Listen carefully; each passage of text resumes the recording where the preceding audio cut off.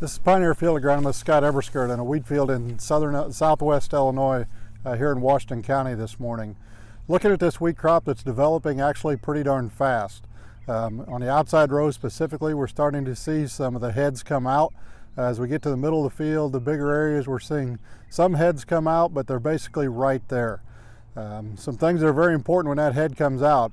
Number one, if we're thinking about spraying a flag leaf application of a fungicide, we do not want to spray a strobilurin type fungicide on headed wheat, so those applications obviously would be done.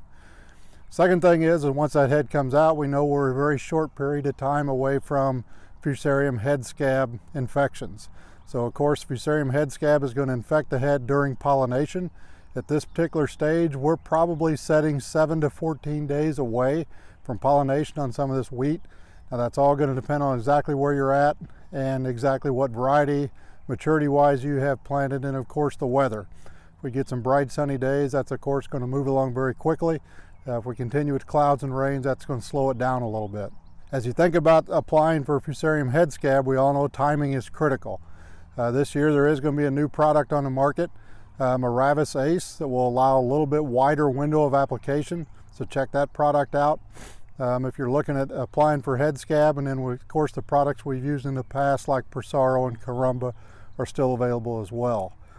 As we look at that wheat maturity line, I call it, it progresses south to north at about 50 to 100 miles a week. So if we look at what some of our partners are doing in southern Illinois and even western Kentucky, we can realize that about every week that line is going to move north at about 50 to 100 miles. So if you're up on the north side, I'd say around I-70, that'll give you a little bit of idea of when you can expect to be making your applications for Fusarium head scab and other diseases.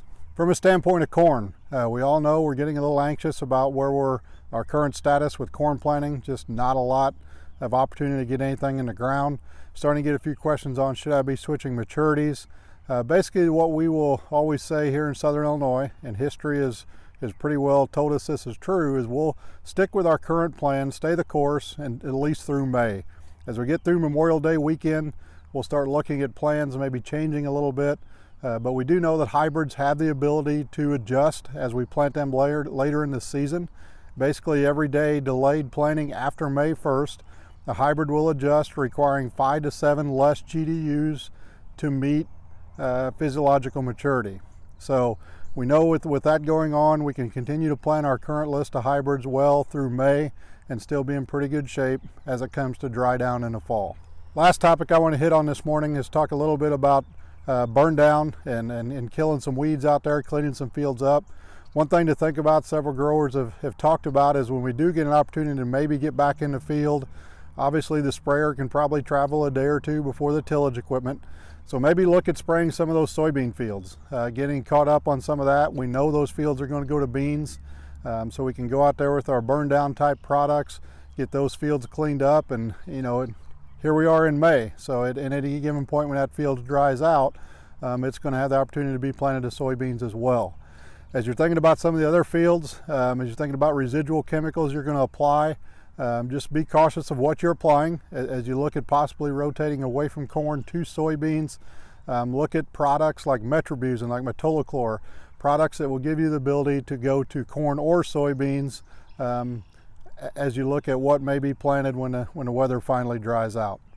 As always, if you have any questions, please contact your local Pioneer sales rep. Thank you. That concludes this Pioneer Growing Point Agronomy video podcast. Visit our page on pioneer.com and follow us on Twitter and Facebook for more agronomy insights.